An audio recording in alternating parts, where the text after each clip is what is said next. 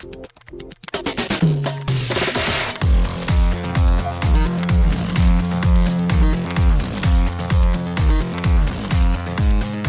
and welcome to Too Fast, Too Forever. There's all kinds of family. We chose this one. This episode 380, The Fast and the Furious, Lap 15. I'm Joey Lewandowski. I'm Joe too, and this episode is brought to you by Waffle House, the South's favorite diner. Check out Waffle House for their All-Star Special where you can get your hash browns smothered and covered. Shout out to Waffle House. Well, shout out to Waffle House and welcome to Too Fast, Too Forever. Kicking off Lap 15 and more importantly, completing his out-of-order lap, we have Late Night Slumber Party, Brian Rodriguez. Hello, Brian. I can't believe we haven't covered this movie together because I feel like you know. Well, I wanted to end on this one. This is the goal was always to save this for last, that you would end at the beginning. For sure. But every note I took, I was like, wait, we haven't talked about this scene together, or we haven't, And I think it just came up in all the other movies plus one because we did one twice together. We didn't even realize. So I'm going to tease for the end of the episode. I hope, Brian, you have rankings of the movies now that we have finished 15 laps. But Joe, do you also have your 80s rankings? I took a picture of my notes today for you, brother. So I forgot the paper, but I have a picture of rankings, which is very exciting. So here's a peek behind the curtain. And Joe, I was thinking about, it was good. Remember on the heist lap on the first episode, we had Jordan, and we're trying to figure out what to ask, how to do this draft, what to do. Yes. And it was good to have a friendly face who was there to soundboard and not be annoyed when we're just we don't know what we're doing. We have a bunch of conversation starter questions here. I don't know if we like any of them, all of them, who knows. We're trying to figure out the question for the lap, Brian. We have a new segment that I think, Joe, I'm only going to do for Fast and Furious movies. I'm not going to do for the other movies. Fair enough. I'm only going to do it for Fast and Furious because that makes sense. Cool. Yep. But Brian, I want you to pick a number between 1 and 8. We're going to ask you that question. How about that? A number between 1 and 8. Yeah. By the time this airs... Well, it's out. It'll be on Patreon tomorrow or Friday, and it'll be out for everybody on Tuesday. So I literally mean by the time this airs, this good luck might not matter to you. And I mean this half-hearted, but I'll pick number 2 for the captain. Now batting for the New York Yankees, the shortstop, number 2, Derek Jeter.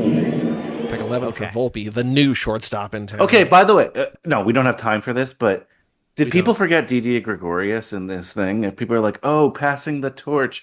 Jeter did not pass the torch to Volpe, but anyway, we'll save that for sports. Didi was never the guy. I get it, but poor Didi, he had some good seasons. He did. Sports for starters. We'll do it there. Oh boy, bring it back. All right. So Brian, this is our oops. We should have covered that already. So we have a lot of questions that are about time, about going back in time, about things we should have done, things we should have said, things we should have learned. The conversation question, all the things you said, man, that's such a good needle drop in a Nora. It's unbelievable. Anyway, the conversation starter question for this episode, Brian. Is there something about this movie that makes it feel like it was ahead of its time or even of its time in a way that we didn't see in 2001?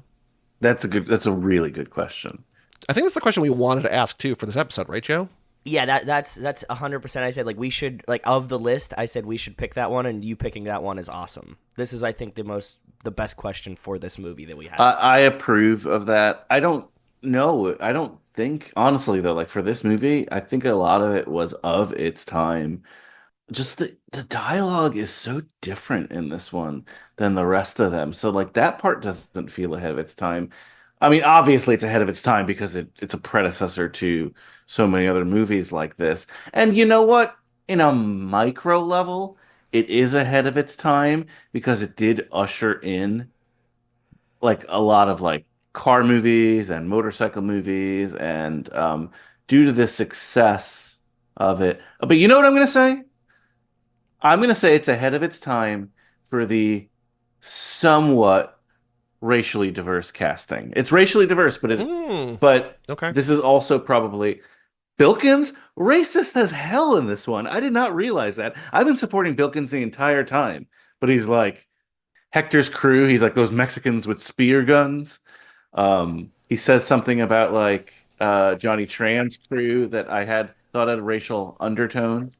Well, also on that same note, I will say my answer here, and we're not going to prep these in advance because we don't know the question we're going to ask. is similarly ahead of its time for being like knowing that cops are cops, because Bilkins also says in this movie, quote, I can put it on whoever I want, kid, perks of the job. It's just like, oh yeah, like you're gonna have corrupt cops just like 2001. Sure. Cool. Yeah. Joe? I was thinking about this because I think there was like another half of this question, or like in the description or something. It's like, how would this play today? So I'm thinking about it from like that perspective, right? Do you remember this, Joey, in the notes? Like, it was like, how would this like be perceived today or something like that?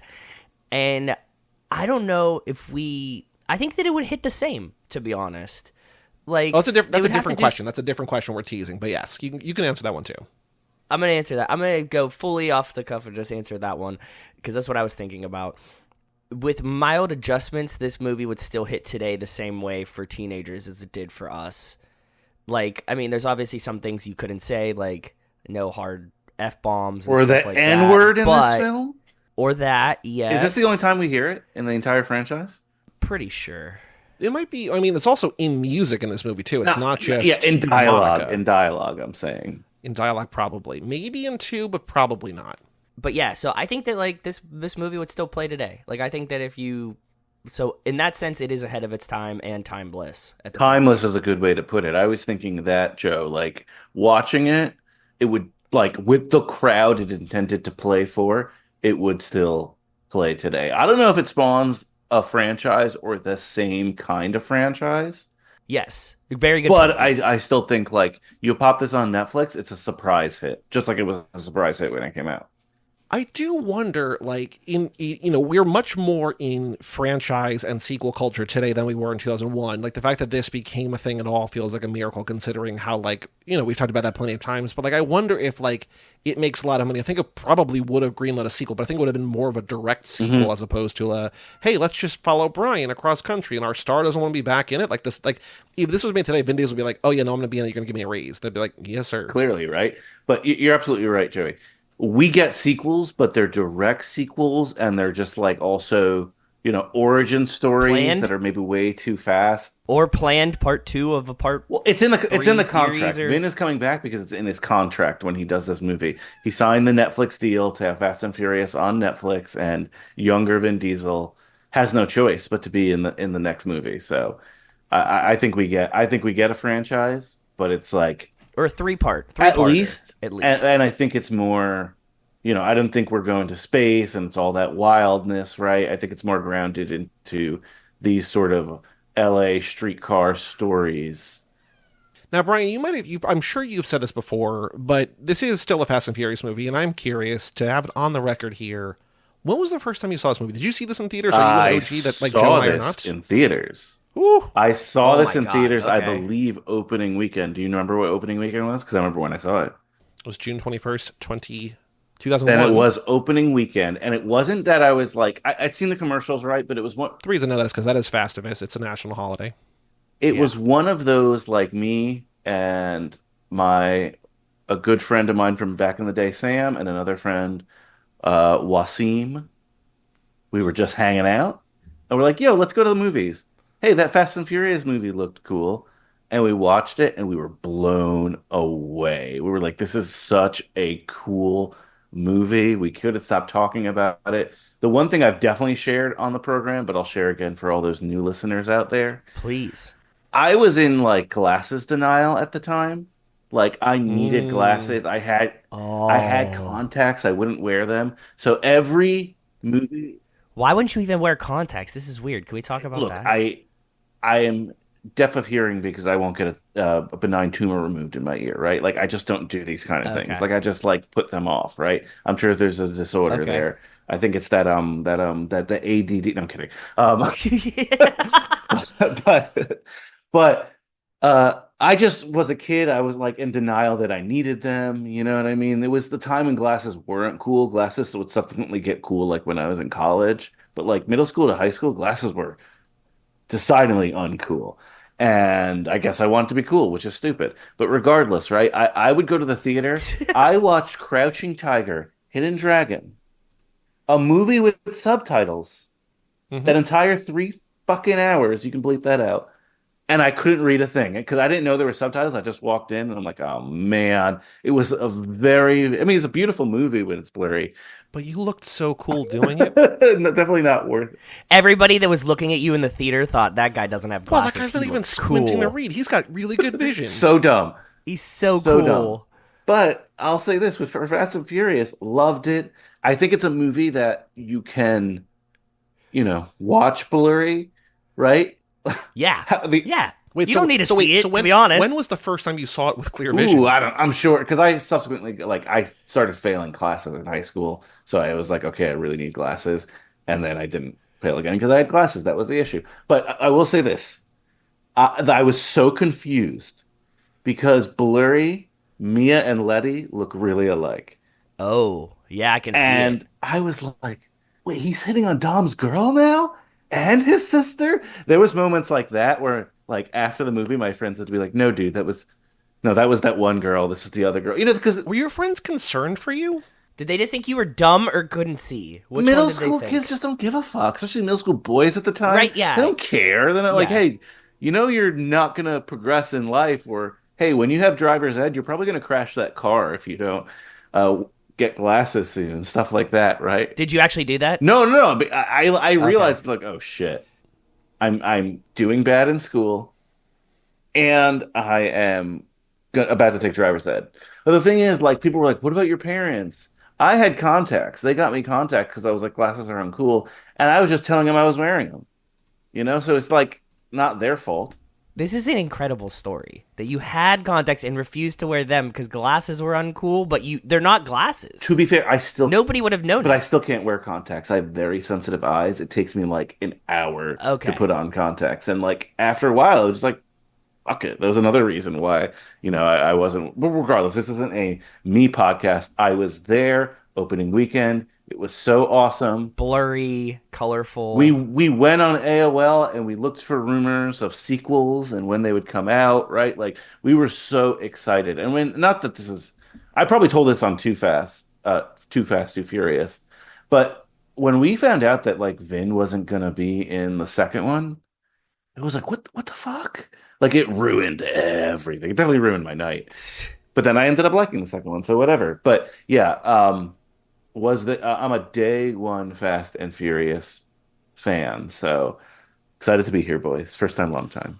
I want to go back to the glasses thing for 1 second because as we're recording on October 30th, tomorrow's Halloween, I'm finishing my Hooptober list strong. I have been binging horror movies in an irresponsible way because I just didn't watch more of them earlier in the month. But two things I want to mention here that are tied to this movie. Number one, I watched The Faculty, which we will. Joe, have you seen The Faculty? So good. No, I don't know. Rachel's been talking about it. We will cover it for either next Halloween or the Halloween after because we got Shaky Shivers, of course, already out on feeds everywhere, nationwide, globally, Shaky Shivers. But in there, Jordana Brewster is the star, which I did not remember.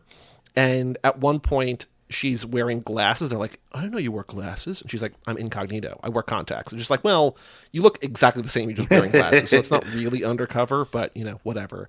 The other movie I saw that tied to this, and which really changed the way that I view him in this movie, I knew it watching this movie, but rewatching Silence of the Lambs with Ted Levine as Buffalo Bill and then here as Tanner, I'm just like, that is a transform. And those movies, wild jump, 10 years apart, like not crazy far apart, right? Like it's a performance. So this entire movie, I was just like, you got something else going on in there, man. What's going on in there? Brian, you ready for a new segment?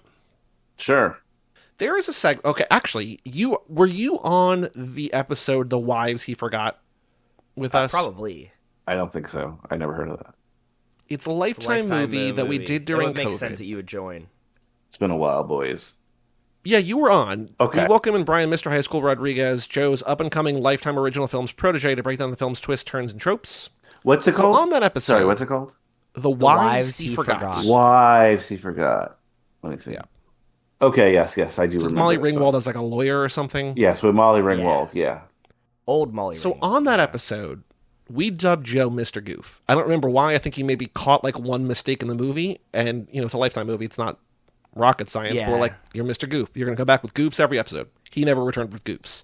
But because this is the oops, we should have covered that already, at least for the core Fast and Furious movies, I am going to a new, untapped for us corner of IMDb, the goofs section, and I'm going to find some good goofs. I want to get your thoughts on what these goofs are, because there's 1, 2, 3, 4, 5, 6, 7, 8, 9. There's 10 different subcategories of goofs, and they're not all good. Subcategories. Okay. Okay.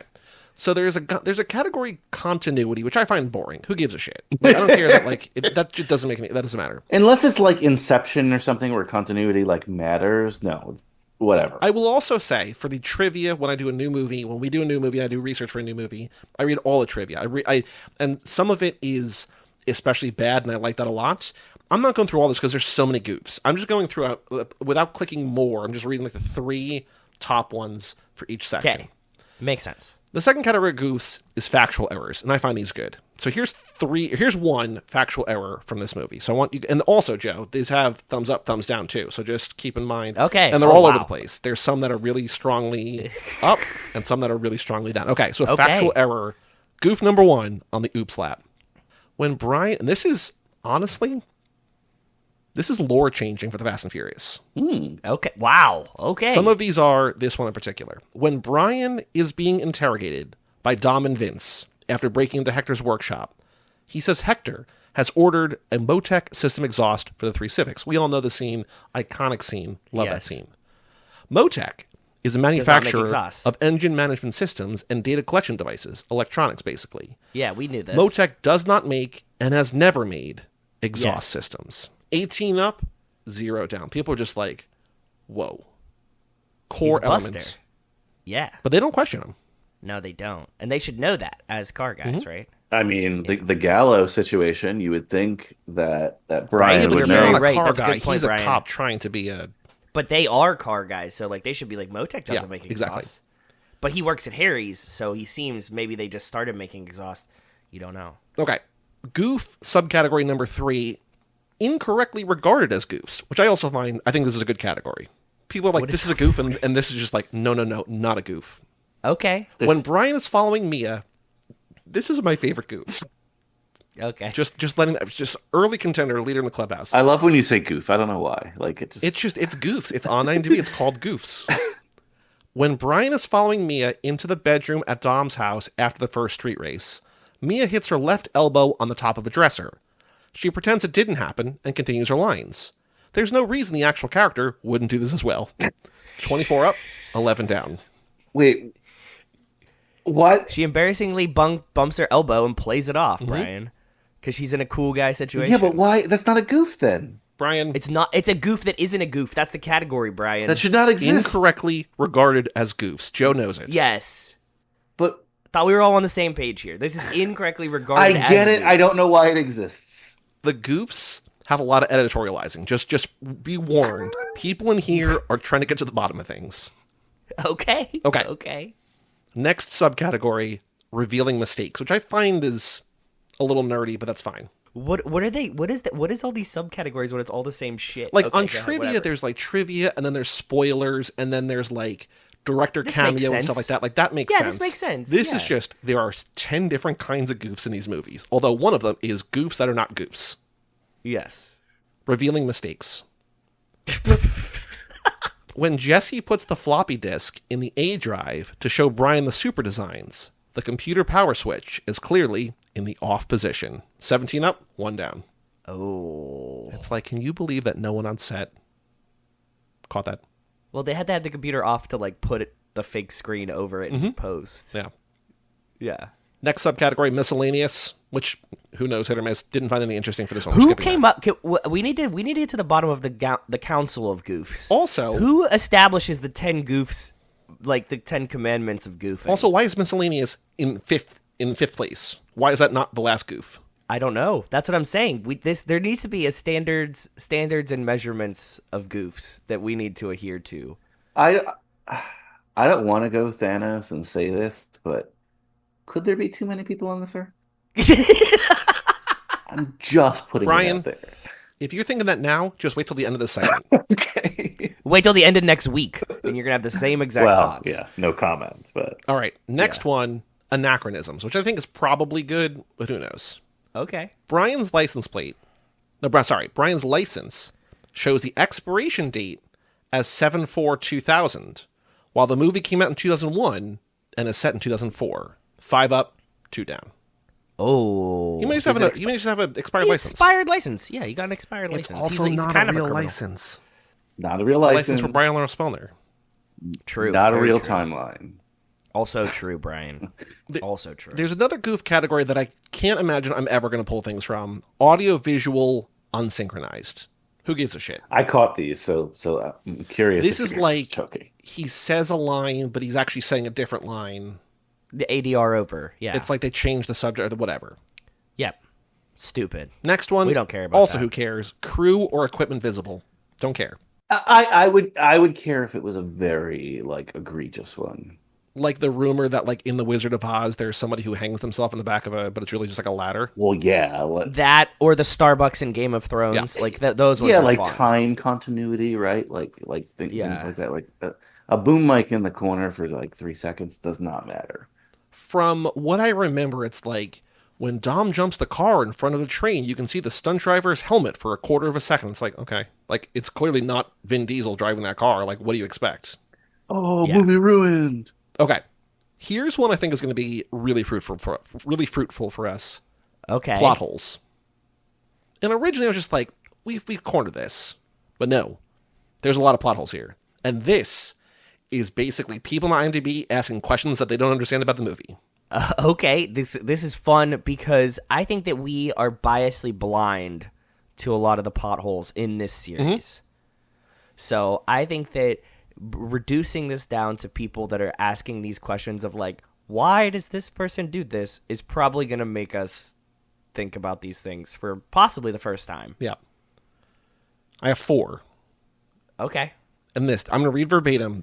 Most of these are just them asking questions. They're not saying, this is this shouldn't be this. It's like, why is this?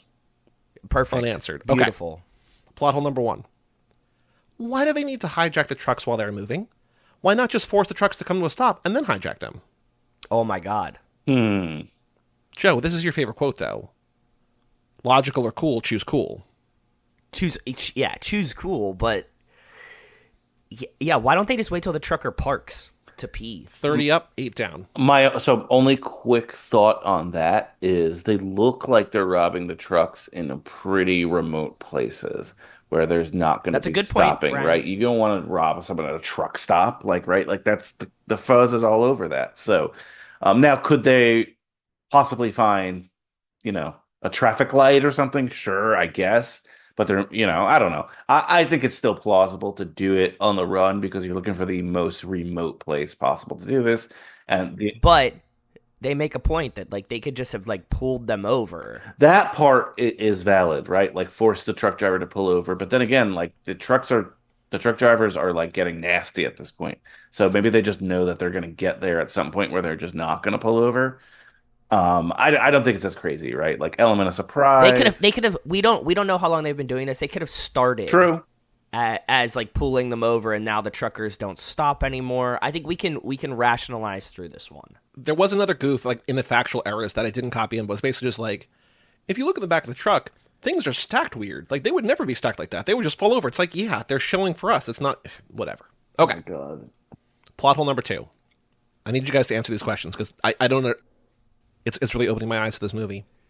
Okay. Why would Johnny Tran need to purchase stolen/gray market engines? Cars that use the Nissan SR20 motor are sold legally in the North American market, making the Nissan SR20 motor readily available at any Nissan dealership, or even if he was referring to a Japan/Euro market variant, he would have had no trouble importing them instead of having to use a fence (TED). 21 up, 6 down. Rice, I'm assuming? Yeah. Price. Yeah. Yeah, he's buying stolen ones. Yeah. Why would anyone buy something stolen, in theory? Although we do find out that like all of his like DVD players are legally acquired, so maybe all of his cars are legally acquired too. I had a bigger question about that on this watch, to be honest with you. Hit it. What? Why does he have all these DVD players? Do we know? We don't know. Does his like family own electronic stores, or like that's what I assumed? But why are they storing them in the No. garage? Is he giving it? Yeah, I mean, I don't know. Is he giving them out at Christmas? Like, is this like his Yeah. company gift? I think it's more like what I always thought was that Johnny Tran eventually did get the DVD players that were stolen by the Toretto crew. whether he knew that they came from them or not. Oh, so he thinks he's they're in buying. this Oh, he's circle. buying them legally, but they're stolen. That's what I always imagined what was happening. They're the same DVD players. He has a bunch of them. I think that, like, you go to the car meet and they're like, dude, that dude's selling DVD players over there for, like, half price, you know? And he's like, oh, give me 20 of them. Like, that kind of but that I don't situation is think what it always... I don't think that would count as legal still, right? I'm pretty sure. I don't know. The dude writes you an invoice and you're like, it's all good to me. Who the fuck Well, that's the knows, thing. right? So like Nicolas Cage bought stuff like legally from auctions that were Yes. that wound up to be stolen, and he was not in trouble, but he had to give them back. Yeah, that's what I was imagining. It's something along the lines of this. That, like, Johnny Tran's like, look, like, bought it from the dude. Or, like, even there might even be, like, a really bootleg electronics store that, like, hawks the stolen DVD players for the Torettos later, right? Okay, Joe, you might be 100% correct. Doesn't explain why he's buying them all, right? Like whether they're legal or illegal. Why is he hoarding DVD players? Why does he need 20 of them? If you have money and you can like buy $200 DVD players for like $25, like wouldn't you just buy them and then figure out the rest later? Yeah, you're like, how many you got? Give me 10. I'll take them. Here, I Even got if you sell them $200 for on $50, me. like still like under, Yeah. you're still doubling your money. I was thinking, okay, and this is not, please don't read this the wrong way, but like, I'm thinking of scenarios I've seen like this in real life. And being like a Dominican, I've seen people buy stuff like that in America and bring to the Dominican Republic because it wasn't available.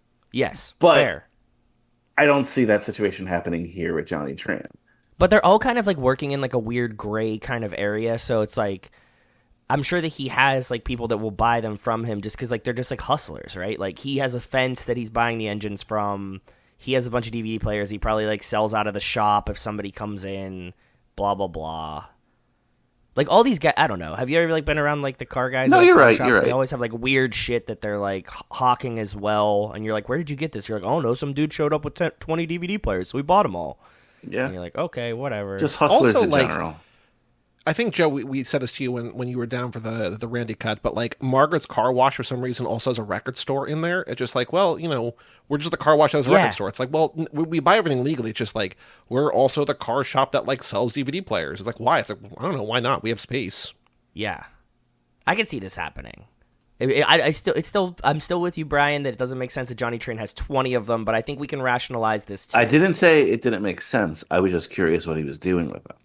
I think he bought low, sell medium on stolen goods. So not a Christmas gift for like everyone's getting a DVD player. I mean, it could be. Could have been too, yeah. All right, plot hole number 3. Toward the end of the film, that was 21 up 6 down, by the way. Toward the end of the film, when Brian and Mia are trying to stop Dom and Co., not Dom and Team, Dom and Co., CO, Okay. from all lowercase, no period, from robbing the armed trucker, Mia gives the Nextel operator. This is honestly a really good point. Mia gives the Nextel operator Dom's cell phone number over Brian's cell phone. Since Brian and Dom have active cell phones, why didn't they use one of them to call one of their friends when the Tran brothers blew up Brian's car after the first race? 17 up, 6 down. I know. I have an answer. I thought about this one too. Actually, I just assumed all their stuff blew up in the car. No, Maybe. right? Like, No. what's the answer then? I think the answer is that Dom has this secret cell phone that is only for Mia to use, like, break in case of emergency, so she can't be linked to him while he's stealing DVD players. That's why she's so reluctant to give up the phone number. He's like, look, this is it. If you ever absolutely need me, this is how you get me. Don't ever call this number. You know what I mean? Like, this isn't just for you to be like, hey, like, shit has to be so bad that you call this number only then. That's possible. It's plausible. I'm also thinking too, if they had their phones on them, Brian's like, "Oh, why don't you call one of your boys?" And Dom's like, "Fuck them. They didn't come and get me. We'll just call a cab." Because don't they get there in a cab? I think that he can't present, what do you mean, at the party? Yeah, how But do they they get to also the do have a party? cab. They show up in a cab. Yeah, they show up in a cab, and I think it's more like he's a good leader, and he's like, "Fuck him. I'm gonna show up to this house and be like, why the fuck did you not pick me up?" And he's gonna use it as like ammo. I mean, that's what I would do in that situation. Like, I think that they have, like, emergency cell phones that they just can't use. You know what I mean? I don't think you're wrong there, but I don't think our theories compete against each other. Also true. Yeah, fair. They could coexist. Maybe they just want to have a bro time, hang out, walk home together. I mean, you're not wrong. With 20-mile walk. You're not or wrong. whatever he says. They're trying to suss each other out. Brian's not going to call one of his friends, right? Dom, yeah, could call one of the boys, but I just think it's a better leadership tactic to show up in a taxi and say, "Where the fuck were you guys?" At that point, right? So you're a leader by fear. I mean, I think that he's more of that style than. I mean, later it's about family, but I think in this film, there's somewhat of that element, right? I think Yeah. I think he's trying to be the strong man with his crew, even though he's close with them. He fucking hits them all the time and stuff.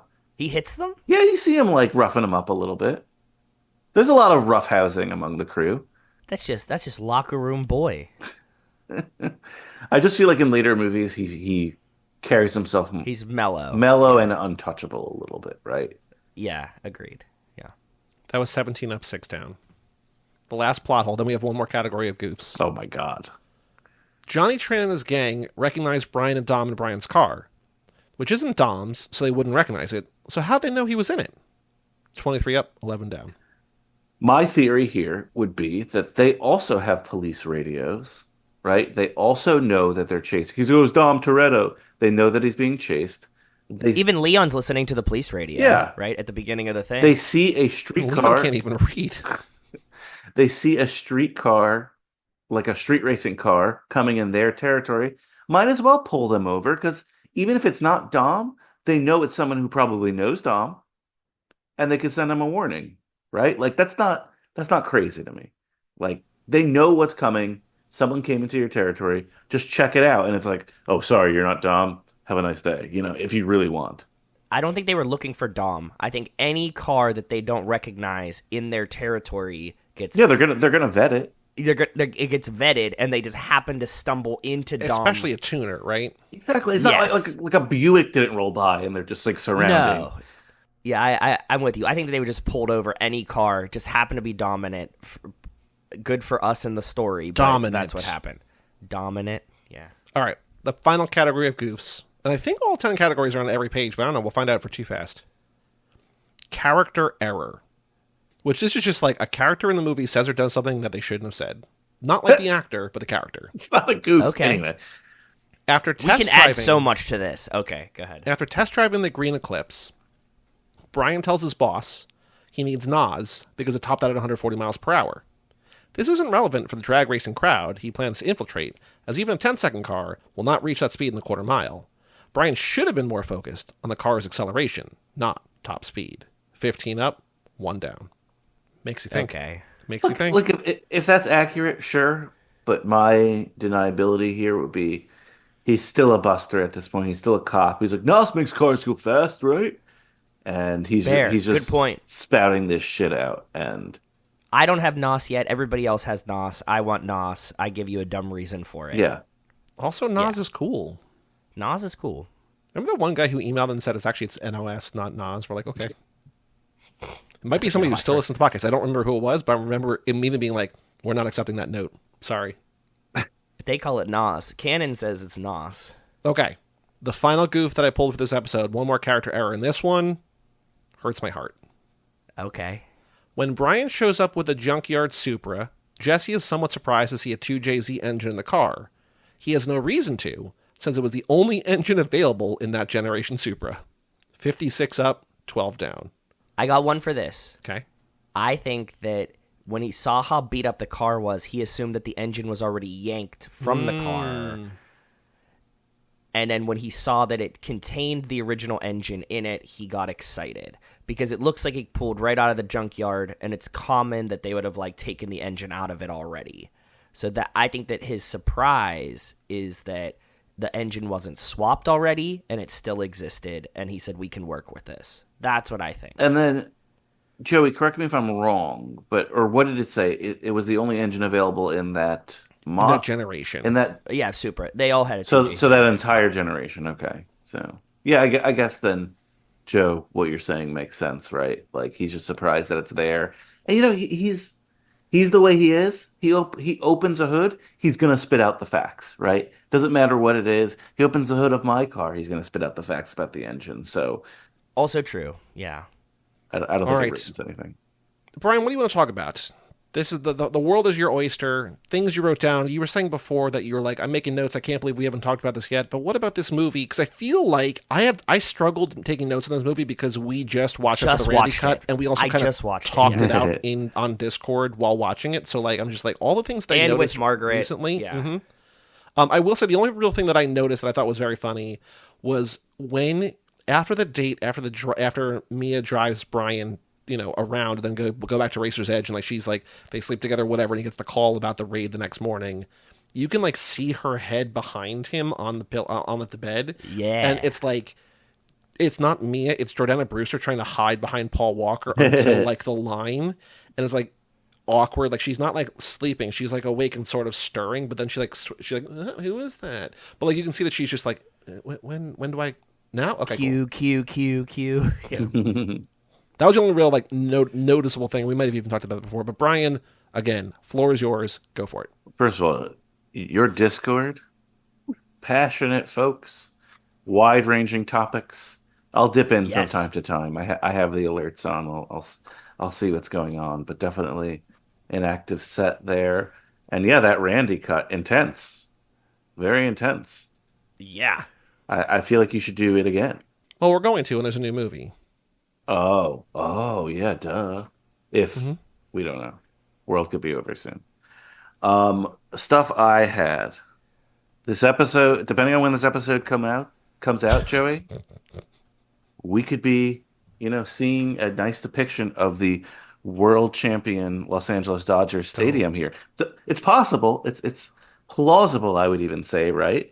I mean, that's always one of my favorite scenes when watching this. Like, the first scene, I was like, whatever, I'm just watching a movie. When he's just like whipping around Dodger Stadium in an empty parking lot, that's so awesome. I'd love to just like go crazy around a stadium like that. Like when I was just there recently this summer, we parked pretty much like in the exact same place of like where Brian's driving around. And it's like, it is a very surreal moment to like be there and be like, whoa, this is exactly where this is. And that's a real place that is used for things that aren't Fast and the Furious movies. Like seeing it full of cars is very strange. But have you ever been to Dodger Stadium? I've not been to Los Angeles, so oh wow, it's on my list. I definitely need to go. I got a friend who moved out there to fight fires, so need to go. It's a good place for it. Yeah. Well, and he's been on my podcast, Danny Kim, good friend of mine. So yeah, he lives magazine cover model. Danny Kim, former Time magazine man, I guess. But yeah, I got to go out to LA. Have not been to Dodger Stadium, but that's an iconic shot and an iconic early moment for this film. Harry, does he ever return to the franchise? No. Should he? That's a good question. Harry should come back, but I think that we're way too long gone for that, Brian, that like it wouldn't hit. Like it was bad enough like the people were like, are those the guys from Tokyo Drift? And you're like, yes, it is the guys from Tokyo Drift. Okay, next on my list. 50 Cent used to refer to Ja Rule as Stuart Little, and I cannot unsee that. So it was really cute watching Stuart Little drive a car. I did not know that. I remember he had beef with Ja Rule, but I did not know. I did not remember that he called him Stuart. Kind of looks like Stuart Little, like so. I don't know. It's just a cute little moment in the car. I was preaching the graces of 50 Cent when I was with some friends before, like a couple weeks ago, because I was just like, 50 Cent is such a nut, and I love him for so many people put reasons. 50 down for years, and he'd always lose these things. He lost that thing to Kanye, and he top of the world right now, right? Like he's a producer of like 9 shows. I've never seen any second of. He just sold his Diddy Netflix special. Just sold his Diddy Netflix special. Gets all the street cred and love in the world on the come up, living his best life. So shout out to 50, survivor of bullets, right? Yeah. Okay, I got a question. Before we go off 50 Cent, I need to ask you guys a question. I need to find the image though. Have you, I'm assuming the answer is no. Have either of you seen the Nicolas Cage film The Frozen Ground? No. Which also stars Vanessa Hudgens as a stripper in Alaska, but most importantly, what? Okay, I want to see. We have 50 Cent with hair. What? Chris Jackson. It's with like hair. it's like gangly old Michael Jackson hair or something. Yeah, it's not good. There's also, let me go back to here. There's like it's you know, I think it's. Oh, I it's think like- it's like set Snoop in the Pimp 70s or hair. 80s. Yeah, I Yeah. think it's like back in time. But yeah, it's about like just murders that happen in Alaska because like there it's filled with like people who have nowhere else to go and nobody asks questions, and so it's not good. But like a Nicolas Cage, Dean Norris, Hank Schrader, Vanessa Hudgens 50 Cent movie with John Cusack too. Brian, Ooh. checking a lot of boxes. Harrison Bader walk-up song, Magic Stick, 50 Cent this year. That's a Is it? and that's a great baseball walk-up song because you're talking It's a great baseball walk, top tier. A pun. It's good. It's a good song. Yeah, I like everything. hypes the crowd up, all good. Okay, so I got a question for you, somewhat sports related. There are rumors, we'll say, that athletes will get married but make deals with their wife that say basically, look, you're gonna have the millions, you're gonna have the lifestyle, but I get to sleep around. Yeah. I get to Definitely. I'm in other cities, and they say yes because, I mean, I think a lot of us would say yes. I'm not saying you, whoever, but like, the money's good, right? So I'd take that on the other side if I was a lady, and it's like, hey, like I leave them out there, but when I'm in Cleveland, what happens in Cleveland stays in Cleveland. no, exactly, right? Does Dom have this deal with Letty? We've talked about this extensively Right. before. No, I know we've talked about it later, but at this point, you have to assume so, right? Because watching this, when you've informed my decision with it, watching this, he talks about banging Johnny Tran's sister. Yeah. She's like kicking the skanks away, right? So, Yeah. So like, I know you do this, but not in front of me, sort of thing. Don't do it in front of me. Watching this today, I think confirms it, right? I always had these thoughts that Letty is his one true love, but that does not stop him from seeking other women physically sometimes if she's not around. Can I take it a step further? Yes. Do you think she's allowed to see women on the side? I don't think she's allowed to see guys. I'm going to be honest with you. It's a very sexist culture in 19 whatever. Yeah. I don't think that's okay. But theoretically, if the character is LGBTQ, I think if Dom, we're way in the weeds here, but I think that if Dom is involved, it would be okay, and if Dom was not involved, it would not be okay. Although the reciprocal isn't true. interesting. Because this party, pretty LGBTQ positive from a lady's perspective. Is it, or is it just like a dude making a movie wanting to see women make out? I mean, yes, that's what it is, but but I'm trying to put myself. They don't shame them. Could there have been guys making out at that party? No. There could not have been guys making out at that party. That's why this is so funny. we we get a homophobic. They would have instantly gotten Vince would have thrown them out. Oh, yeah, There's for sure. absolutely no way. I gotta eat. I gotta toss out queer people. Yeah.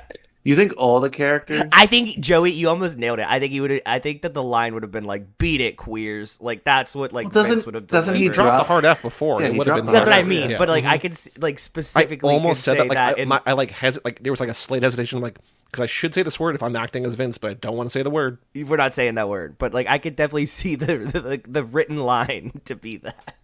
Yeah, no, for sure. I mean, it's fair to say most of these characters were probably homophobic, and For sure. and that's not I'm not saying it's a bad thing, obviously, but it's not crazy for the era and the crowd that they're in. True. So Yeah. that doesn't support it, but I was trying to be a little bit, positive when it came to that. Joey, do you think that there's a possibility that the Dom is in an open relationship with Letty, who's not in an open relationship with Dom? Yeah, that's exactly what it is. I think Brian nailed it. Like you would never. It would be like slut shaming if they're like, oh, you're gonna see another guy, but like Dom, just like he's expected to. Yeah. He's Okay. the alpha. She's Exactly. Mrs. Alpha, but still Mrs. Alpha.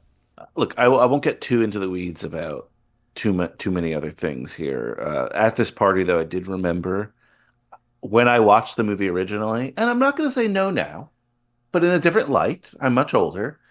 I thought the girl that Jesse was hooking up with, You could see the screen this time. yes, I thought she was cute. Yes. I liked her. Like that. If I was at the party, that's probably who I'm Is she like a talking to. blonde one? Like a really cute blonde one? I don't No, remember. she's brunette. No, she's a brunette. She's kind of like a not compared to other people at the party, not super attractive, but for Jesse's doing all right. I thought you were going to say for Brian. Whoa. For Brian, Whoa. he'd be doing okay. I was like, God damn, dude. But also, you'd be right because everyone else there is like a sweaty 10 model who probably has nothing in common with me. I felt like that girl if I was at that party and like I'm not a street racer, I'm not jacked, I'm not a bro. That's who probably I'd talk to. She seemed approachable and nice and pretty. That's all I'm saying, right? Perfect. I don't think you go into that party and say that the women are approachable and nice. You certainly say they're pretty, but they're not maybe nice, but they don't seem particularly approachable. I'm not Joe 2. I don't date ACC cheerleaders on the reg. Sorry. So it's a little different for me. Perfect. Thank you. But Brian, have you ever tried to detail a car with a hood on? Of course, we all grew up, and that's how we started. But Yeah, you always start with the hood on, and then But also don't like in that metaphor about like, the little car part. Don't you? Isn't detailing like painting? Like, don't you do that? no, with the hood detailing is cleaning. on? Are you sure? Okay. Yes, detailing is like a deep clean. yeah, I thought it was like what Mia's doing later in the movie, where she's like putting the decal on the side. That's not detailing. no, the paint element of Okay. detailing would be like touching up, like something that got Okay. like. Okay. But most of the time, it's like cleaning out your cup holders and shampooing your floor mats and stuff like that. That's detailing. Okay. Okay. He was gonna shampoo her floor mats. Exactly. With the hood on. With the, that's why the hood on thing is pretty funny because it's like, I mean, I guess you'd wash the car with the hood on and then you detail under the hood. So cool. It doesn't really make sense, but like we Nope. get what he's we get what he's talking about. Go add it to the bloopers. Goofs. Goofs. Sorry. Go add it to the goofs. One of your fans on one of your listeners on Discord is gonna start to make a goof list, and it's gonna say when Joe called goofs bloopers. I don't know what. That was a goof. Yeah. Look, I know we're Please pressed do for not time. do goofs for this podcast. Please do, please do. There is a world that we'd eventually have Wikipedia pages that would say dumb shit like this, and I cannot imagine that world, and I don't want to live in it. That's you know what I mean? It's like on episode 273, Joe calls goofs bloopers. You're like, I told you okay. we're gonna read it next week on the fast lane, but we got an email that's basically like calling us out for this, and it's like, have you ever listened to any episode? Like, it's what we do all the time, but that's a teaser for next week. Okay. I think the biggest goof involving me would be doing an episode of the same movie twice and not even realizing it. Yeah, it's a pretty big goof. That's like, That would be on our epic fails levels of goof. That's what it would be. Nobody realized this.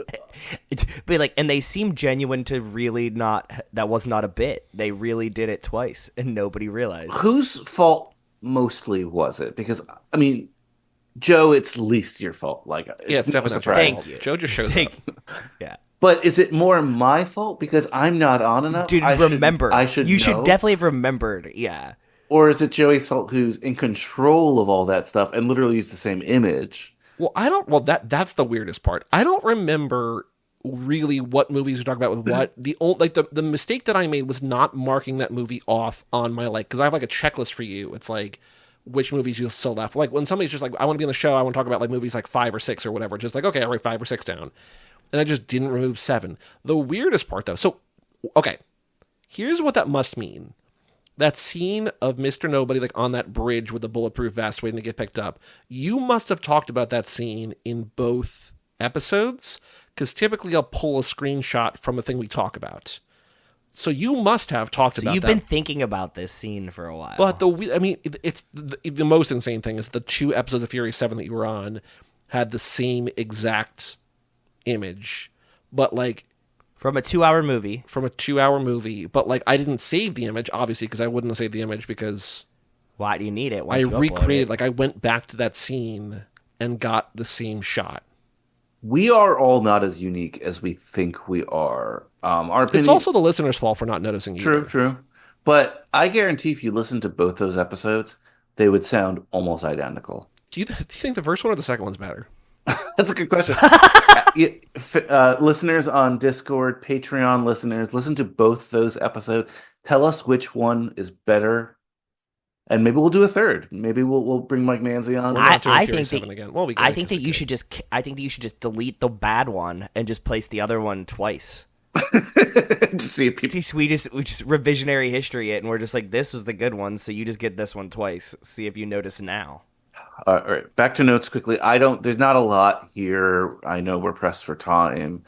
I'll just say, like, the train ending always gets me. I think it's awesome every time in the theater. Like, the theater is pretty packed, and everyone, like, I still remember everyone was mesmerized by that. The train scene is great. It's just broken down really well. Like the slowing it down, the showing you every image of it from each side. It's perfect. Yeah, yeah, for sure. I mean, you guys have talked about this. I've heard it. I've been on episodes, but like Vince being, yeah, it's Vince, right? Vince is, and it has to be the one who knows he's a cop, Yes. right? Like the whole Vince time. suspects, yes. Yeah, yeah, right. Like no one else says it. Correct me if I'm wrong. I mean, some people might like here or there, but like Vince is right the entire time. So when I think about Fast Five, it makes that bond feel so much less arbitrary, like some of the other Bonds in the movie are. Like, John Cena's his brother, but he hasn't been mentioned, and we have, siblings that don't get mentioned until they show up, right? Like the Vince Dom relationship. They know each other since the third grade. He's a dick, but he's looking out for him the entire time, and we think Vince is the hero. really we He's right. He's looking out for the family the most. Dom's the one who put them in a bad situation by like bringing this cop in. It's not Vince's fault. Vince is right. 100%. And it's just funny because like the whole time you're watching, even on like rewatches, like you're like Vince is such a dick, such a dick, such a dick. And yes, he presents as a dick, but it's not arbitrary dickishness.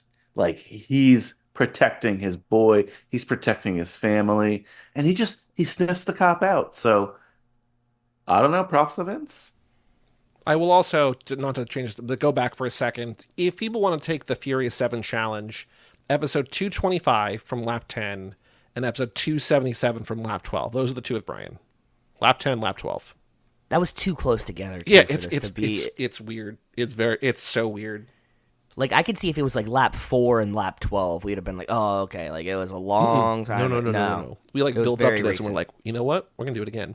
Yeah. The only way this could be worse is if in lap 12 we were like, we're doing it. We loved it so much, and we all forgot that we like intentionally did it twice. Like we didn't. We But definitely that's didn't. the only That way would to make never- that worse. no. If we're like, Brian, it was so good talking about this movie with you a year ago, we're doing it again. I think we should have never said anything and just played it as a bit until somebody realized.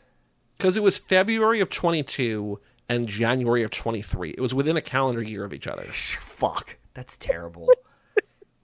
It's No, so it's bad. it's bad. It's bad. It's really bad. Yeah, there's no covering that. Do you have a favorite moment or favorite scene in this movie? Oh, good question. Yeah. Um, that is a really good question. I mean, I love the first race. I love just, I almost had you, it just like Yeah. the lines come out like you never had me, you never had your car, right? Like I know it's obvious for you guys who watch these movies all the time that like you could have it on mute and just know exactly what they're saying. Even for me, who I haven't seen this movie probably in 5 or 6 years, like everything was coming back to me, and especially this scene. This is one of these scenes, like people have said this question, right? Like if there's a gun to your head, or someone's gonna die in your family, right? Unless you recite a 2-minute scene like 90% correctly on mute. Like this is one of them for me, and I'm sure Yeah. that has to be one of them for you, right? Yeah. There are other movies most I of would this go to entire movie. before, but yeah, this movie's now up there. Most of this entire movie is pretty much just the script runs in my head alongside it. How on mute? How much do you think you guys like? No practice. Next week, you just saw it, so it's fresh in your head. Next week, you sit down. I'm with you. No practice. We film it. Like, could just recite the entire film. Like I guess solid gist of 75%. most of it, like letter 75% perfect? nearly No. dead, like close. I think I get 75%, like very close. The movie's not even playing. You two are just sitting on my couch with me, and I said, "Go." The Fast and the Furious. No, I can't do that. My brain just doesn't work like that. Like I need the visual cue. 20%? But if I had the visual cue, Look for Rogers on the side. I mean, we could just say a bunch of lines and we would get you through the movie with the highlights of the lines in the right order, but we wouldn't get most of the movie. If anyone wants to hear that on Patreon, write in, please. Let us know. I want to Brian, hear do you it. know Brian Earl Spillner's first line in this movie? No, what is it? Shit. Oh, that's great. That's great. But is his name Brian O. Spillner? Brian Earl. Oh, Spillner. Earl. Oh, yeah, I knew that. I knew that. Imagine if you just changed like Brian. I already got the Brian O apostrophe. Can't change that. Just got to change. It's like the Indians becoming the Guardians. It's like we still got the Dians. Like we just change the first few. Yeah. So I think just my favorite scene is just that initial. It's a good one. Race scene. How the whole thing plays out. Because if you do not know this world, and like you're just a kid sitting down, I didn't street race, obviously. Like this is just your introduction. Couldn't see the road. No, this is your introduction to street racing right here. It really is. Is Suki still your favorite character? She's up there. It's hard to say with such a huge franchise. I feel like that's not picking like one of the core. I really like Roman too. True. I really like Roman. Roman, okay. So both my favorite character. I mean, I don't like Roman in all the movies, but like overall, I like Roman and what he brings to the table. I don't know if I have a favorite character though, to be completely honest with you. Do you know Roman's maybe only line to Suki in the second movie? You got potential? Does he say it to her? No. That's some artistic shit. That's some artistic shit, yeah. I knew that. Like if you give me like one more minute, I knew that. For whatever reason, that movie I know it's not as iconic. A lot of those scenes play in my head a lot. Anything else to say about this movie? Depends. How much time do we have? Well, first pitch is in 11 minutes. We got a game to play, and we got to get both your rankings. So I'm going to say not much time. So then stop asking me the question. Let's just go. All right, we're going to play This Ain't No 10-Second Race, a.k.a. Boy, Do We Have a Podcast for You. Boy, do we have a podcast for you.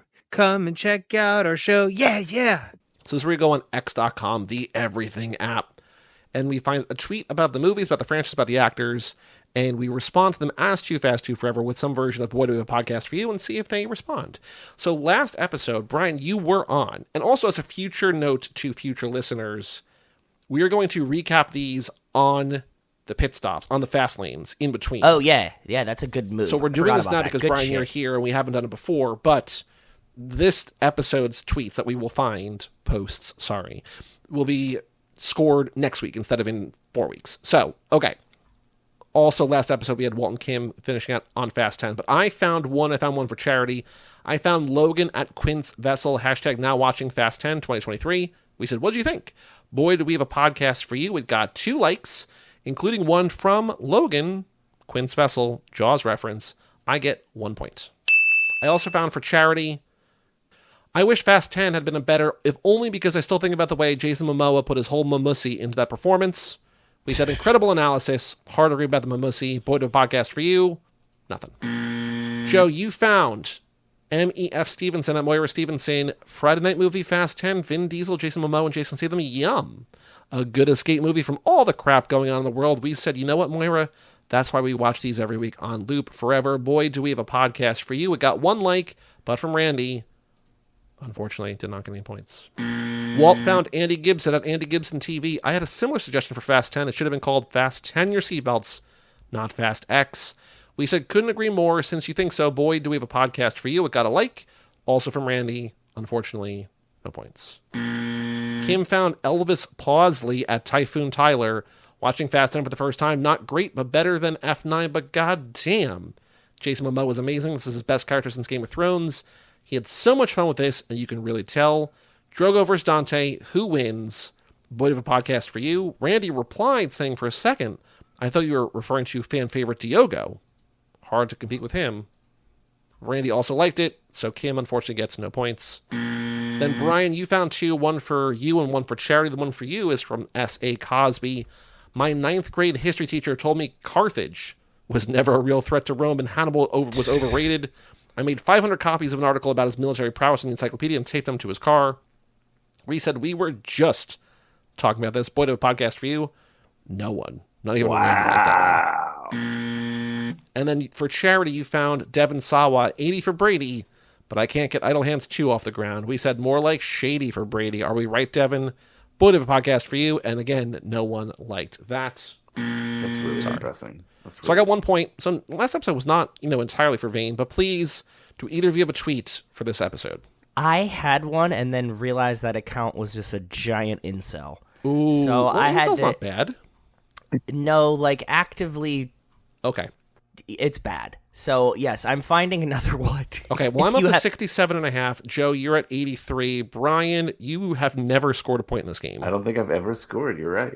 All right, I'm going to read my tweet. I got from Stupid at Malam_Zavi, responding to Kings of JDM, who did a video of them shopping at Bob's Food Market, which is Toretto's Market and Cafe, and they said, looks familiar. And Stupid said, why am I suddenly craving a tuna on white, no crust? It's like shitty sandwich, always been shitty. Boy, to a podcast for you. Perfect. Like it. Oh, okay. I'm going to try something new. This is a new account.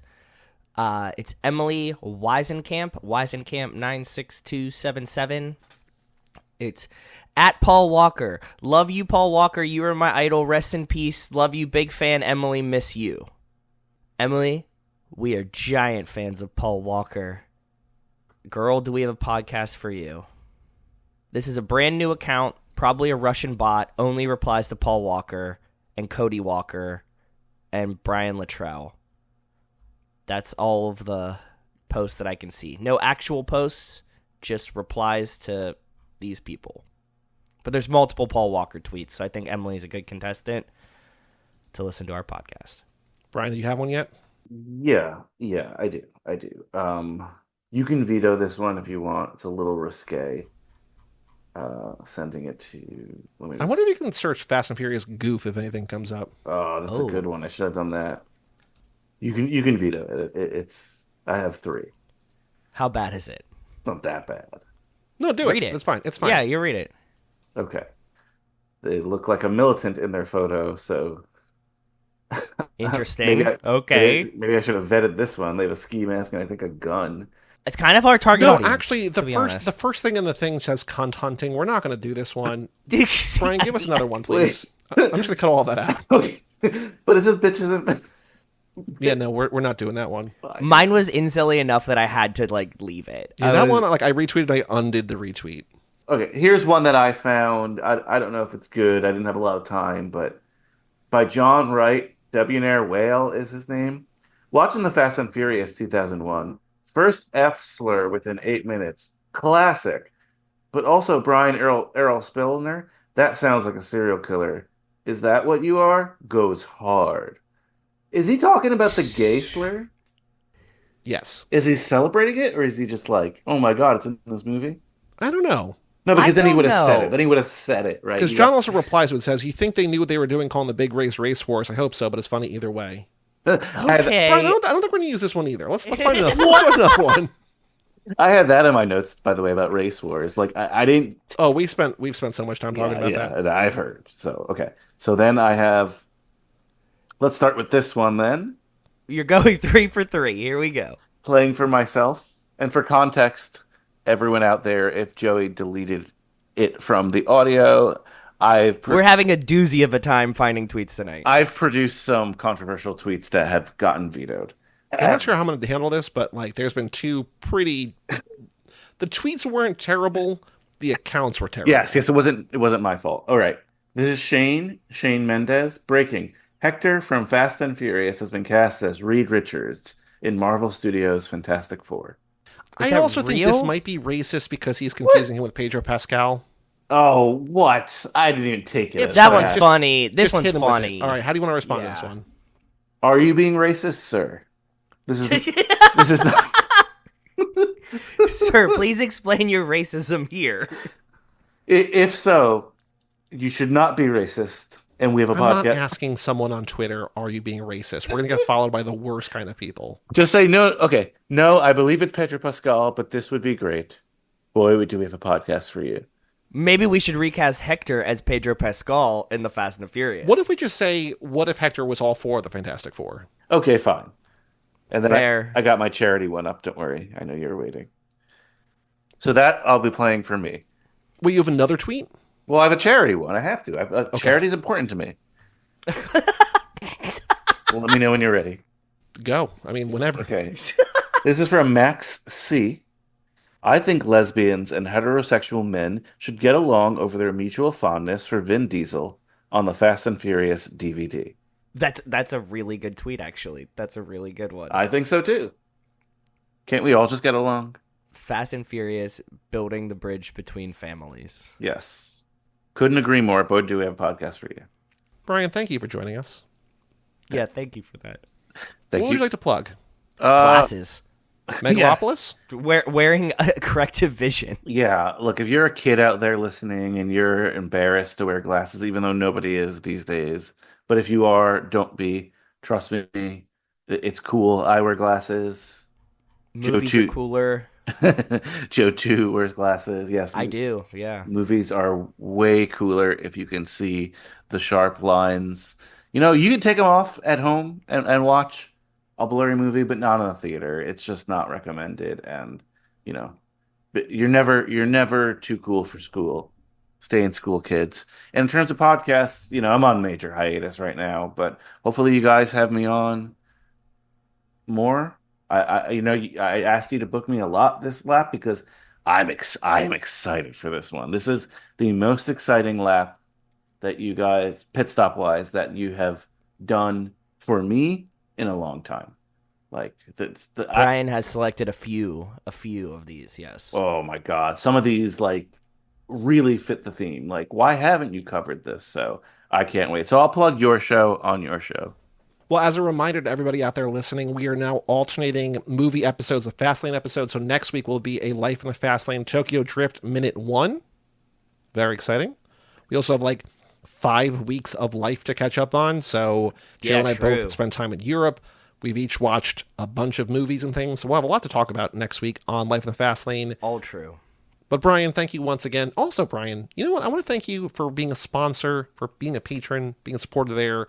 And shout out to all of our patrons, Cassie Wilson, Nick Burris, Alex Ellen, and Justin Kleiman, and Brian Rodriguez of your show, High School Summer Party. Here? Wes Hampton, Jerry Robinson, Dan the Duke, Hayden, Renato DiDonato, Michael McGann, Lane Middleton, Lindsay Lewandowski, Nate Milton of the Kings of Sport, Jason Rainey, Tom Price, Mike Aller, Josh Buckley of Whole Lotta Wolves, Michael Moser, Christian Larson, Taryn Newman, Aaron Willows, and Natalie Absolute, Randy Carter, Josh Goularm, Alex Walsh, and Jessica Collins, a.k.a. Montez. Thank you all for supporting us at the $5 a month level or above. 2 more bonus episodes. Wait. I do have something I need to plug. I'm so sorry. Sorry. I have to plug this. Are you plugging Garrett Cole on the mound currently? No. It is Mike_skin_illustrations. Good job. Yeah, that's good. My good friend, Mike Manzi, friend of the program, friend of everyone here, is now a full-fledged tattoo artist in New Jersey. If you're interested in getting a tattoo, get it from him. Mike_skin_illustrations. Although, as he wrote in his story, keep expectations low. He's still new at this. He's just like, don't expect. He did pretty good. The first tattoo was fucking good. Yeah, no, I'm just. It looks pretty him. good. Yeah. Brian, thank you once again for supporting us on Patreon and for all things Too Fast, Too Forever. Shohei Ohtani flies out to center field. Go to cageclub.me, facebook.com/Too Fast, Too Forever, or at Too Fast, Too Forever on all the socials. Email us, family@cageclub.me, with 2 fast lanes every cycle. We are going to have lots more opportunity to read your emails. We got a bunch of emails for this week, so please email in family@cageclub.me. Join Brian over at our Patreon at toofast2forever.com and our store at cageclub.me/shop, and come back next week as we kick off the Tokyo Drift Minute. I'm Joey Lewandowski. I'm Joe too. Do you want to call the Freddie Freeman home run live on the air, or do you Let's end it now before he does it. I'm Brian Rodriguez, and we will tell you all about it when we see you again.